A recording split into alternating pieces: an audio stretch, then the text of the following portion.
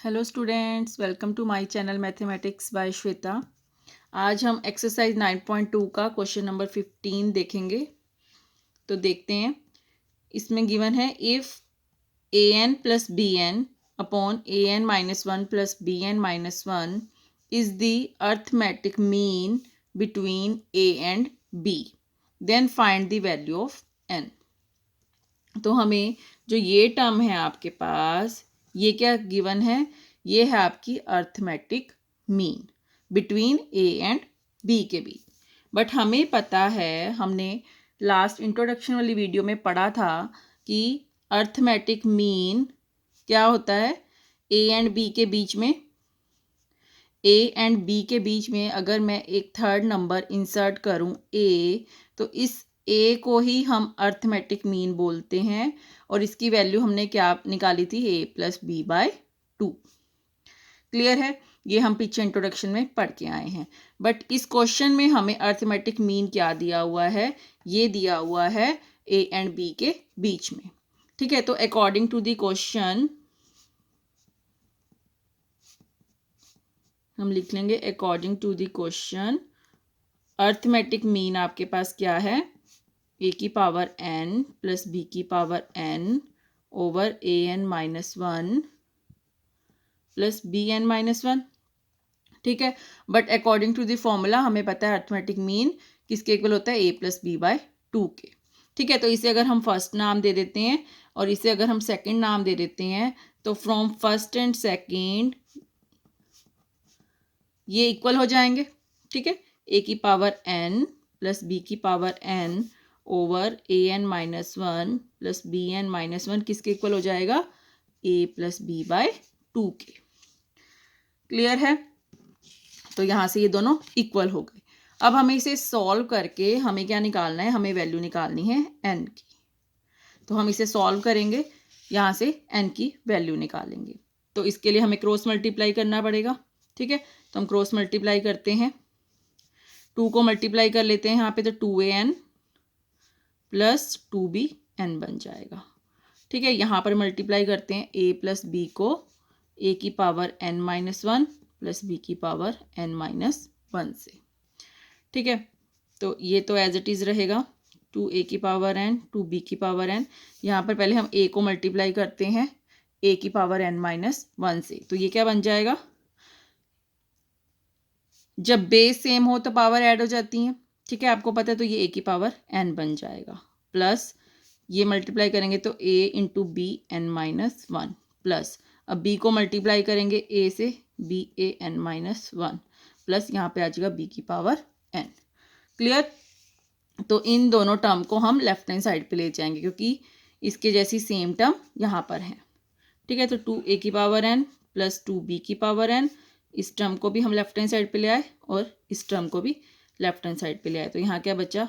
A b n minus one plus b a n minus one. Clear? तो इसे solve कर लेंगे। यहाँ पर ए की पावर एन रह गया, सब्ट्रैक्ट कर ली हमने इसमें से एक टर्म, इसको इसमें सब्ट्रैक्ट कर लिया, तो ये बी की पावर एन रह जाएगा। अब ये टर्म हमारी एज इट इज़ रहेगी क्योंकि यहाँ से कुछ भी सब्ट्रैक्ट नहीं हो रहा, तो ये टर्म हम एज इट इज़ लिख लेते हैं।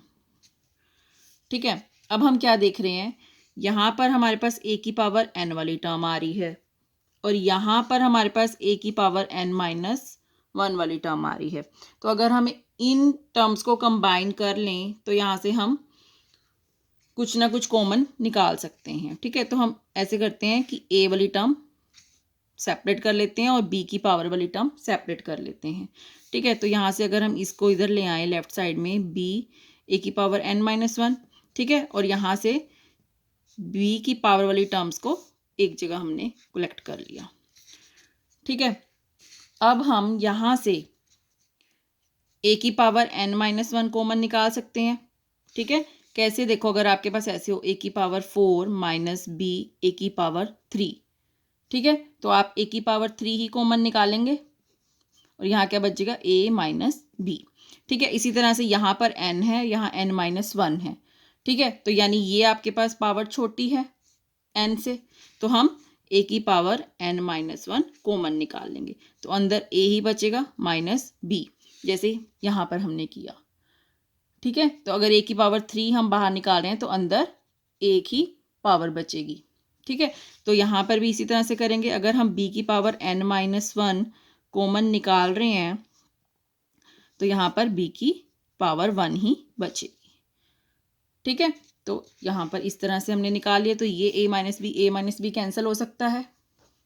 ठीक है, तो यहाँ पर क्या रह गया, left a(n-1) is equal to b(n-1). Clear है। तो यहाँ पर आके हमें वैल्यू n की चाहिए, बट यहाँ पर बेस a है, यहाँ पर बेस b है। ठीक है, तो इसके लिए अब हम क्या करें, पावर सेम है। पावर अगर सेम है तो अगर हम इसे डिवाइड में ले आए a(n-1) अपॉन b(n-1), तो यहाँ पे आपके पास 1 आ गया। ठीक है, 1 आ गया। यहाँ पर अगर हम इसको a अपॉन b(n-1) लिख सकते हैं, ये आपके पास 1 आ गया। ठीक है, अब आप 1 को बेस कुछ भी लिख के पावर 0 कर दें अगर आप, तो इसकी वैल्यू 1 ही आएगी। ठीक है, तो हमने अपना बेस सेम कर लिया a अपॉन b। ठीक है, अब हम इसे कंपेयर कर सकते हैं, बेस सेम है लेफ्ट हैंड साइड पे भी और राइट हैंड साइड पे भी। ठीक है, तो हम पावर को कंपेयर कर सकते हैं। ठीक है, तो यहाँ से आपके पास क्या आ गया, n-1 इज इक्वल टू 0। तो यहाँ से आपके पास क्या आ गया, n इज इक्वल टू 1। तो हमें n की वैल्यू ही निकालनी थी। क्लियर है। तो इस तरह से आप ये क्वेश्चन 15th करेंगे। अब देखते हैं क्वेश्चन नंबर 16। क्वेश्चन नंबर 16 में क्या है, between 1 and 31 m numbers have been inserted in such a way that the resulting sequence is an AP। अब आपको दो नंबर दिए हुए हैं 1 and 31, उसके बीच में आपको m नंबर्स इंसर्ट करने हैं। ठीक है, और उसके बाद क्या है गिवन आपके पास, and the ratio of 7th and m-1th number is 5/9। Find the value of m। Clear, तो हम वो m नंबर सपोज कर लेते हैं। Let a1, a2, a3, am be m numbers such that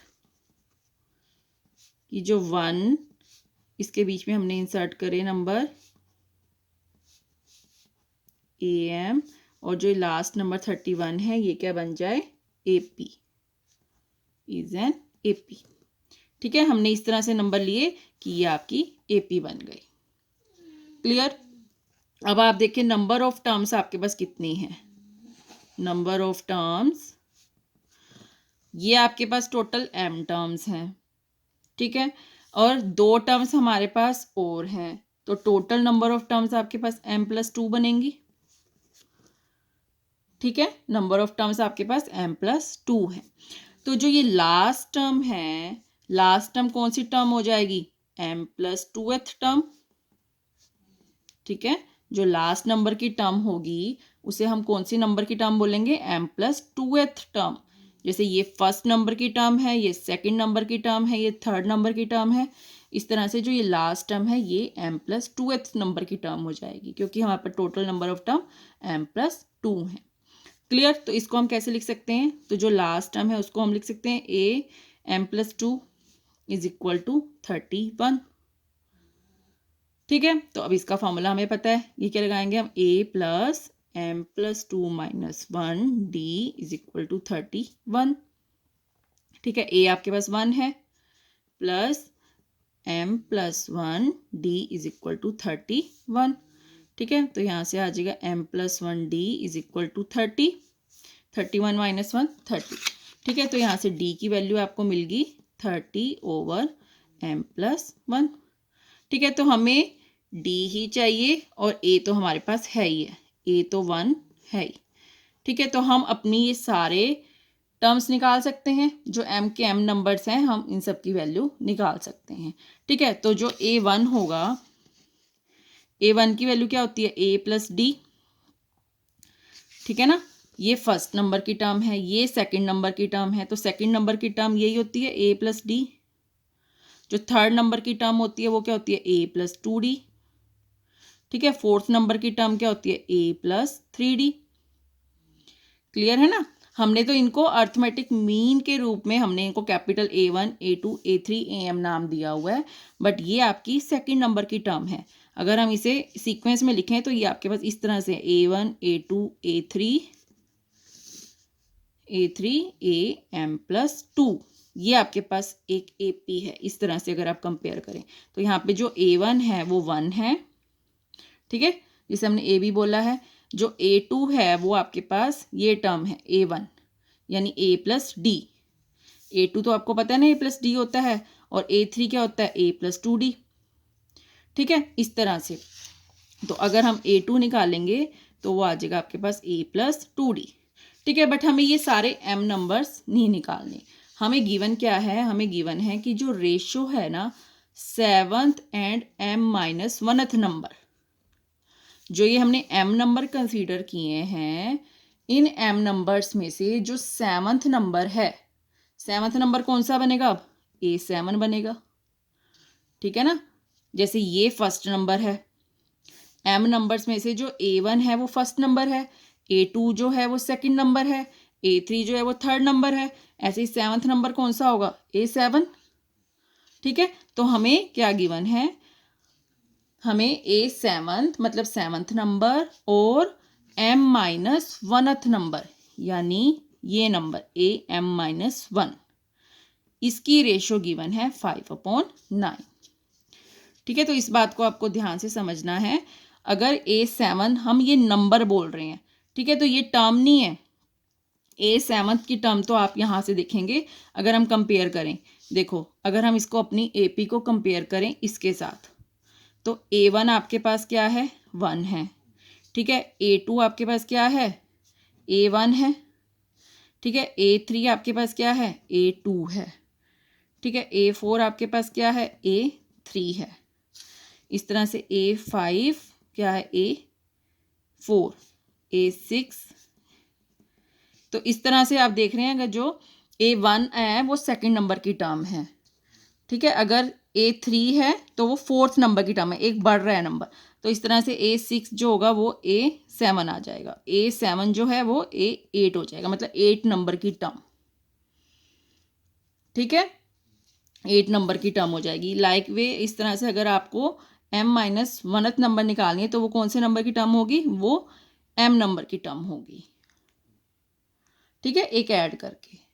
तो हम इस तरह से यहाँ पे अपनी A7 की वैल्यू लिख लेंगे, तो A7 क्या बन जाएगा A प्लस 7D। इस तरह से AM माइनस 1 करेंगे, ठीक है, वो है किसके AM के इक्वल। ठीक है, A7 है किसके A8 के इक्वल। तो हम इसका फॉर्मूला लगा रहे हैं A8 का A प्लस 7D, और AM यहाँ पे फॉर्मूला लगेगा A plus M minus 1D। Clear है, तो हमारे पास ये गिवन है, तो हम यहाँ पे वैल्यू डाल देंगे। ये हमने निकाल ली वैल्यू। ठीक है, तो हम यहाँ पे वैल्यू डाल देंगे। आप यहाँ पे लिखेंगे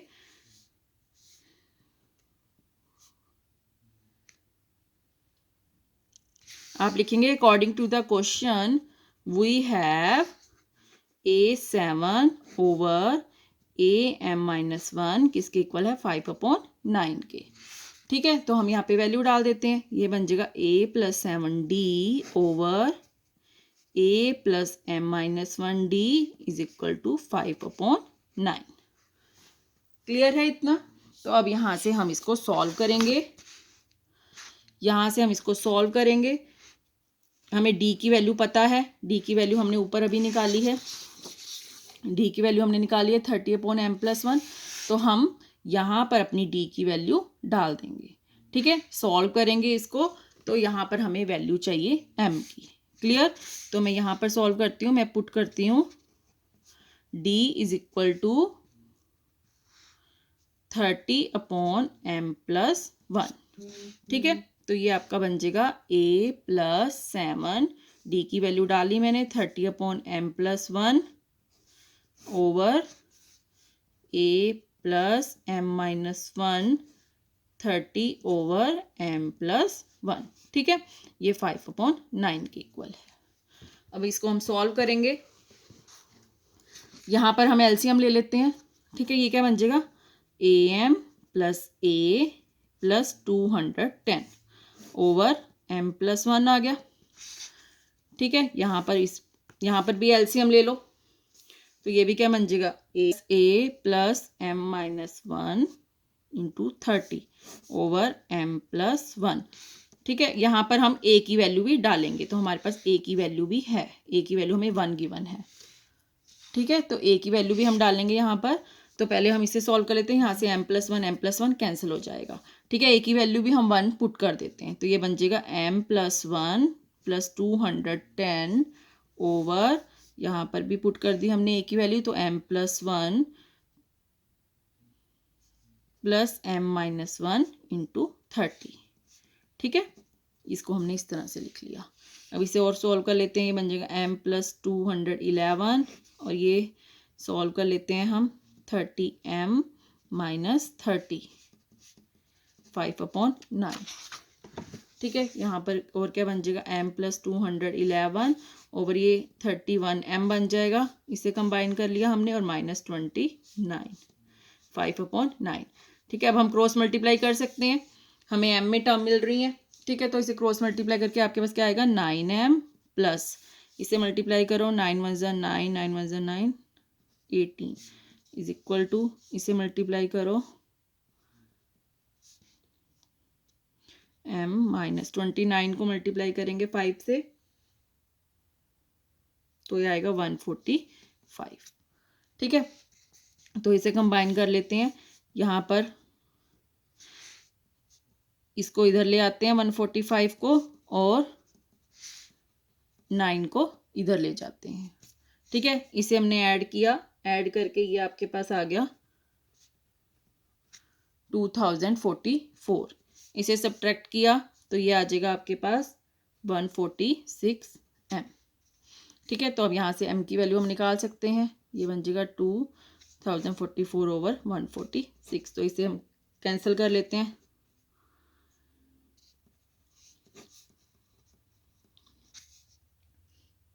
और देखो ये किसी पे जाता है, नहीं तो डिवाइड करके आप देख लीजिए।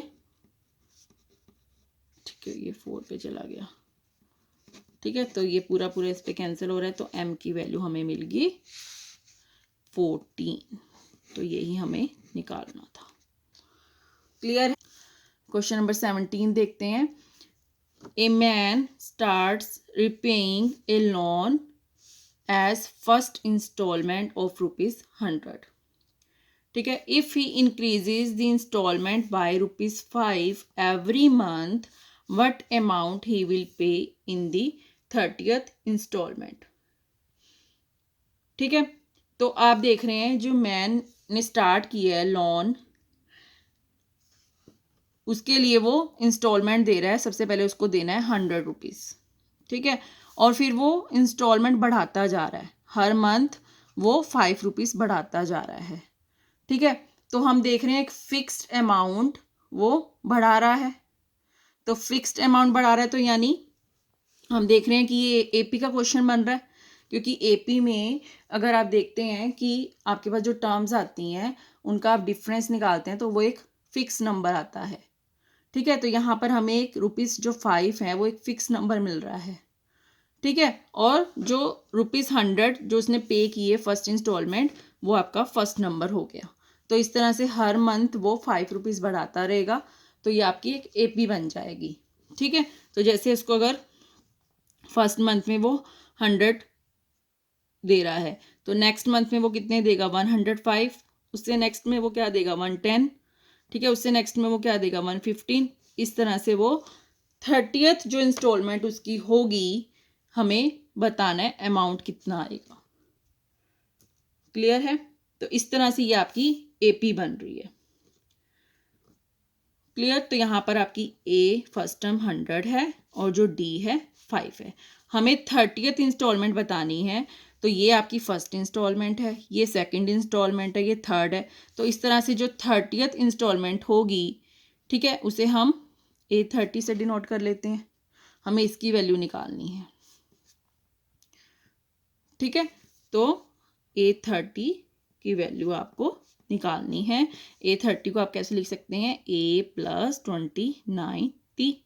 ठीक है, हमारे पास A की वैल्यू भी है, D की वैल्यू भी है, हम पुट कर देंगे।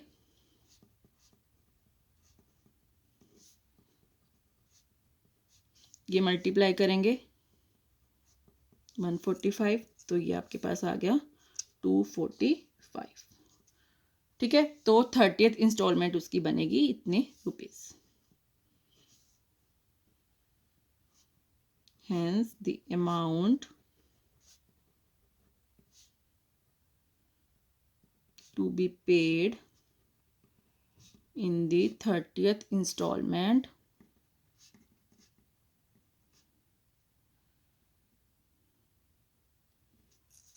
will be ₹245। ठीक है, तो आपको क्वेश्चन को देख के समझ जाना है कि ये AP का क्वेश्चन है, क्योंकि इसमें एक फिक्स्ड अमाउंट हमें मिल रहा है और फर्स्ट इंस्टॉलमेंट फर्स्ट टर्म हो गई। क्लियर। देखते हैं क्वेश्चन नंबर 18। क्वेश्चन नंबर 18 में क्या है, the difference between any two consecutive interior angle of A polygon is 5 degree. If the smallest angle is 120, find the number of the sides of the polygon. अब यहां पर भी आपको क्या given है, डिफरेंस गिवन है कोई से भी दो कंजिक्यूटिव इंटीरियर एंगल का।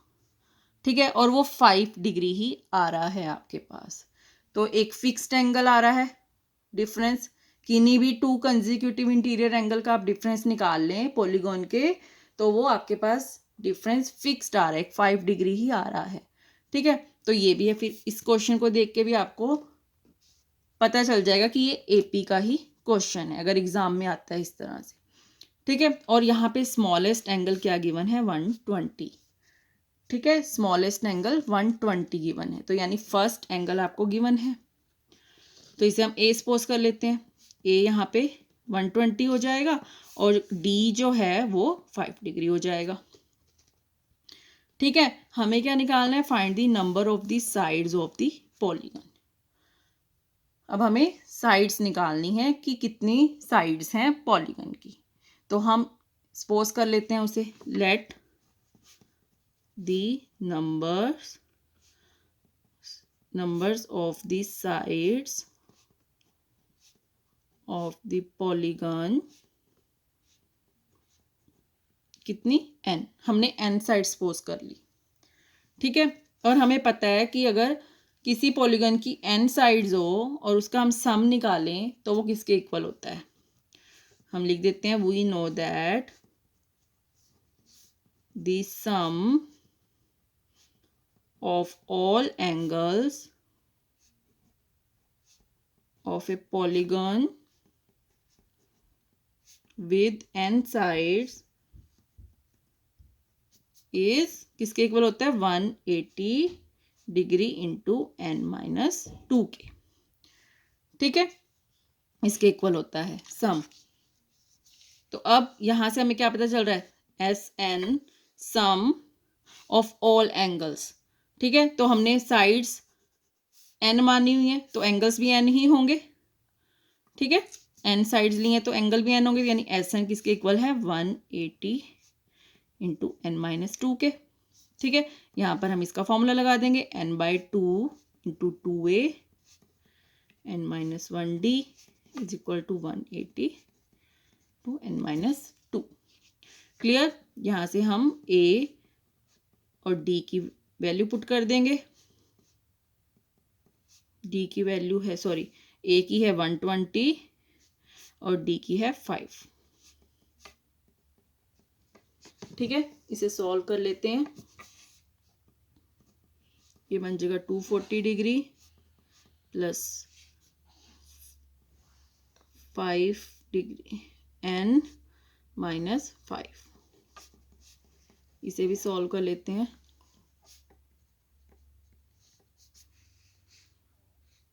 ठीक है, अब n/2 को मल्टीप्लाई कर लेते हैं अंदर, इसे मल्टीप्लाई करेंगे यहाँ पे तो ये बन जाएगा 120 degree n।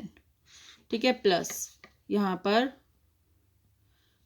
5 degree by 2 N square, ठीक है, minus 5 degree n by 2 is equal to 180 n minus 360। Clear? इसे सॉल्व कर लेते हैं। अब एन स्क्वायर वाली टर्म अलग कर लो, ये बन जाएगा 5 n square by 2 minus 5 n by 2, ठीक है, plus 120 n minus 120 n plus 360 is equal to 0। ठीक है, अब हम क्या करते हैं, 2 से मल्टीप्लाई कर लेते हैं। 5 n square minus 5 n plus 240 n minus 360 n plus 720, तो ये 0 आ जाएगा। ठीक है, इसे और सॉल्व कर लेते हैं। 5 एन स्क्वायर, इन तीनों को कंबाइन कर लो तो ये आपके पास आ जाएगा माइनस 125 एन। ठीक है, यहाँ से आपका आ रहा है 120 और माइनस 120 आएगा, माइनस 5 माइनस 125 एन आ जाएगा प्लस 720। ठीक है, यहाँ से हम 5 कॉमन निकाल लेते हैं तो ये बन जाएगा n square minus 25 n plus 144। ठीक है, तो अब हमें 144 के फैक्टर्स लेने हैं।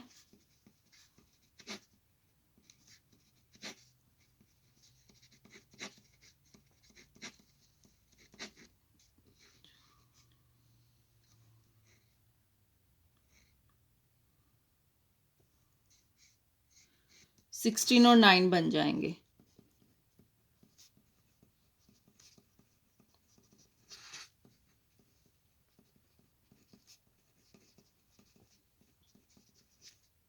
तो एन की वैल्यू या तो 16 आ रही है या 9।